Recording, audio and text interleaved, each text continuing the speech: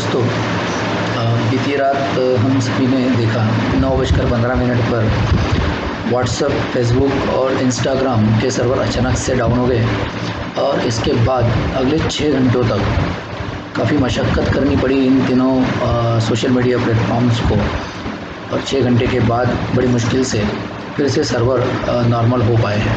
लेकिन इन 6 घंटों में जिस तरह से सारी दुनिया थम सी गई थी और गनीमत रही कि सिर्फ एक प्लेटफॉर्म ट्विटर चलता रहा, जिसकी वजह से इन बाकी के जो प्लेटफॉर्म्स थे व्हाट्सएप, इंस्टा और फेसबुक, यहाँ के यूज़र्स भी हज़ारों की संख्या में ट्विटर पर आ गए थे। और जिस तरह से शिकायतें हुई, मतलब अकेले फेसबुक को लेकर 1 से 1.5 करोड़ की शिकायतें हुई हैं।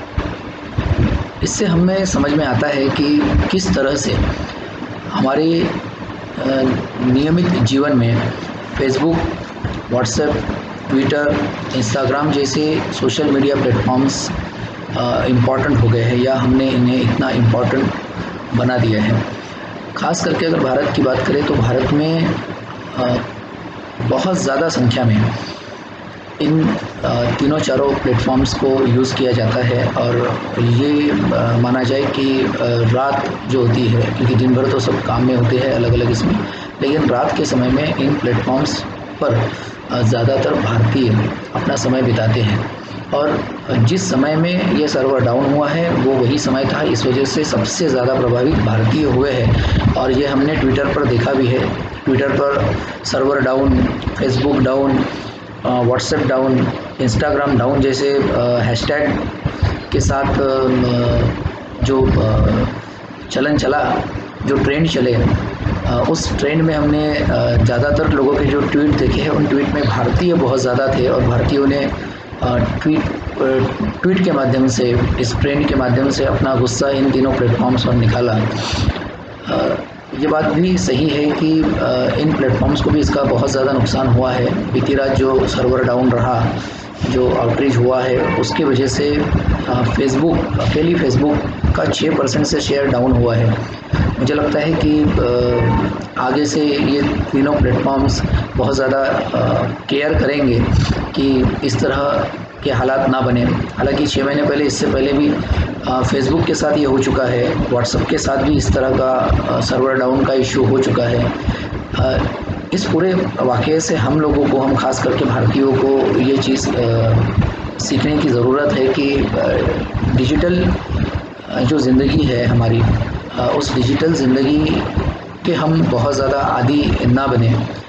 देखिए, ये सब प्लेटफॉर्म्स हमारी सुविधा के लिए, हमारे मनोरंजन के लिए है। और दिन भर हम जो अलग अलग इसमें काम करते हैं, उसके बाद अपनी थकान निकालने के लिए अपने दोस्तों से मिलने का एक माध्यम है। क्योंकि आज जिस तरह से हमारी ज़िंदगी बहुत ज़्यादा रफ्तार वाली हो गई है, बहुत ज़्यादा दूसरे वर्क में हम लोग एंगेज होते हैं, और इसलिए ज़रूरत हमें पड़ती है कि कोई ऐसे प्लेटफॉर्म्स हो जहाँ पर हम खुद को व्यक्त कर सके, हमारी अभिव्यक्ति की स्वतंत्रता वहाँ हमें महसूस हो, हम हमारे दोस्तों से, परिवारजनों से नियमित रूप से बात कर सके। व्हाट्सएप ऐसा एक माध्यम है जहाँ हम हमारे परिवार से रेगुलर बेसिस पर जुड़े रहते हैं, वीडियो और फ़ोटोज़ शेयर करते हैं दोस्तों से और अपने परिवारजनों से। इसी तरह से फेसबुक भी एक बहुत बड़ा माध्यम है कि हम अनजाने लोगों के साथ दोस्ती करते हैं, अनजाने इलाकों के लोगों के साथ बात करते हैं, उनसे चैटिंग होती है। और इसी तरह से इंस्टाग्राम, पिछले कुछ वर्षों में इंस्टाग्राम बहुत ज़्यादा तेज़ी से पसंदीदा प्लेटफॉर्म बना है यंगस्टर्स का, खास करके। और उन प्रोफेशनल्स का जो सेल्फ इस पर अपना प्रोफेशन कर रहे हैं, तो उन लोगों को भी काफ़ी दिक्कतें हुई है। बीती रात दिक्कतों की रात रही। मैं लगातार ट्विटर पर बना हुआ था और ट्विटर पर मैं देख रहा था जिस तरह के ट्रेंड्स चल रहे थे और हर ट्रेंड्स पर नज़र रख रहा था।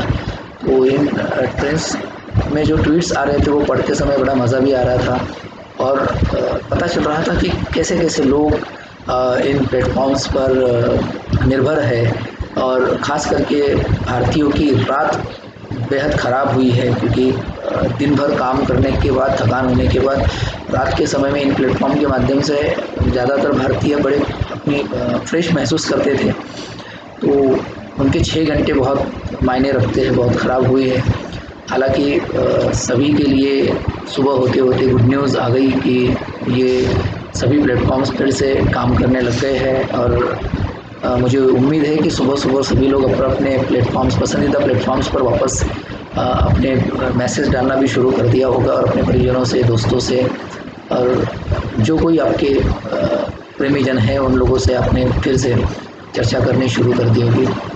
लेकिन बीती रात जब हमने ट्विटर पर नज़र रखी तो ट्विटर पर इस सारे ट्रेंड के बीच व्हाट्सएप ने भी माफ़ी मांगी, फेसबुक ने माफ़ी मांगी, जुकरबर्ग ने तो स्पेशली पूरे अपने यूज़र्स से, करोड़ों यूज़र्स से बहुत ज़्यादा ये होकर माफ़ी मांगी है और उन्होंने कहा है कि हम आगे से ख्याल रखेंगे कि इस तरह की दोबारा कोई घटना ना हो। लेकिन इस सब में जैसे ट्विटर यूज़र्स ने अलग अलग मेमे बनाकर अपने आप को साबित करने की कोशिश की, इसी में नागपुर पुलिस, महाराष्ट्र की नागपुर पुलिस ने भी बाजी मार ली। नागपुर पुलिस हमें सभी को पता है कि अक्सर सोशल मीडिया प्लेटफॉर्म पर बहुत ज़्यादा सक्रिय होती है और यह भी माना जाता है कि नागपुर पुलिस के जो ट्वीट होते हैं वो बहुत ज़्यादा पसंद किए जाते हैं लोगों में। और बीच के दिनों में हमने देखा है कि कुछ ऐसे ट्वीट्स भी नागपुर पुलिस ने किए हैं, जैसे हेलमेट को लेकर, गाड़ी चलाने को लेकर, कुछ फिल्मों को लेकर, कि वो ट्रेंड में आ गए थे। बीती रात इसी तरह हुआ जिस तरह से इंस्टाग्राम, व्हाट्सएप और फेसबुक के सर्वर डाउन हुए, लोग नाराज़ हो गए, ट्विटर पर नाराज़गी जताने लगे, तो नागपुर पुलिस ने अपना एक ट्वीट किया जिसमें एक उनका पुलिसकर्मी रात के समय पेट्रोलिंग कर रहा है और उसमें एक मैसेज लिखा था कि भले ही ये तीनों प्लेटफॉर्म डाउन हो गए हो, बंद हो गए हो, लेकिन नागपुर पुलिस यहाँ पर अभी भी तैनात है। तो बहुत ज़्यादा उसे भी पसंद किया गया, उसे भी काफ़ी शेयर किया गया, उसे भी रिट्वीट किया गया। तो नागपुर पुलिस को भी बधाई कि बीती रात ट्विटर पर जो हल्के हल्के जोक्स चल रहे थे, जो मज़े लिए जा रहे थे देर रात तक, उसमें नागपुर पुलिस भी शरीक हुई और नागपुर पुलिस ने बहुत अच्छी तरीके से इस पूरे मामले को कैश करने की कोशिश की और ये बताने की कोशिश की कि नागपुर पुलिस 24 घंटे सातों पहर किस तरह से तैनात रहती है, मुस्तैद रहती है, उसका सर्वर कभी डाउन नहीं होता। और हम उम्मीद भी करते हैं कि नागपुर पुलिस का सर्वर कभी डाउन ना हो, क्योंकि आप ही है जो 24 घंटे सातों पहर तैनात रहते हैं, इसीलिए नागपुर इतना सेफ़ है। नागपुर को सेफ सिटी इसीलिए कहा जाता है। तो थैंक यू नागपुर पुलिस और थैंक यू फेसबुक, व्हाट्सएप और इंस्टाग्राम के आपने 6 घंटे बड़ी मशक्क़त करके खुद के सर्वर्स वापस फिर से काम में ला लिए हैं, क्योंकि ये अरबों यूज़र्स की परेशानी का मामला बन गया था और उम्मीद करते हैं कि दोबारा इस तरह की कोई परेशानी ना हो। साथ ही ये उम्मीद भी करते हैं कि जो यूज़र्स बीती रात परेशान हुए वो इससे कोई सबक लेंगे, जिस तरह से हमने कोरोना से सबक लिया और अपनी लाइफ में कुछ चेंजेस लाए हैं। तो बीती रात जो कुछ हुआ है उसके बाद हम भी थोड़ा बहुत चेंज करेंगे लाइफ को और ये ध्यान रखेंगे कि ये प्लेटफॉर्म्स, सोशल मीडिया प्लेटफॉर्म्स जो है वो हमारी ज़िंदगी नहीं है, हमारी ज़िंदगी का कुछ पार्ट ज़रूर है, तो इसे उतना ही महत्व दिया जाना चाहिए। ठीक है, सर्वर डाउन हुआ तो सर्वर अब फिर से हो जाएगा, ये उम्मीद भी रखनी चाहिए। बहुत ज़्यादा गुस्सा कुछ लोगों ने इतना जता दिया था कि फेसबुक को बैन तक करने की बात होने लगी थी, लेकिन ये बात सच्चाई है दोस्तों कि फेसबुक इन सभी प्लेटफॉर्म में बहुत ज़्यादा फेमस प्लेटफॉर्म है, ख़ास करके भारतीयों के लिए।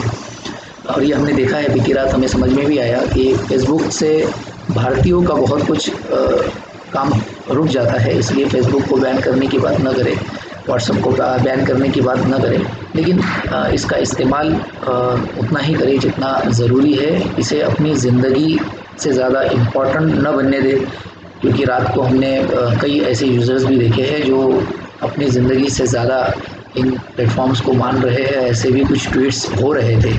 तो भविष्य में हम सभी इन सोशल मीडिया प्लेटफॉर्म पर इसी तरह से मिलते रहेंगे, इसी तरह से दोस्तों से बातें करते रहेंगे, अपरिचित लोगों से परिचय करते रहेंगे, नए नए रिश्ते बनाते रहेंगे। और ये प्लेटफॉर्म हमारी ज़िंदगी का इसी तरह से अभिन्न हिस्सा बना रहेगा। बस इसे हम ज़िंदगी के बराबरी का दर्जा नहीं देंगे। तो फिर एक बार आप सभी से विदा लेता हूँ। नमस्कार।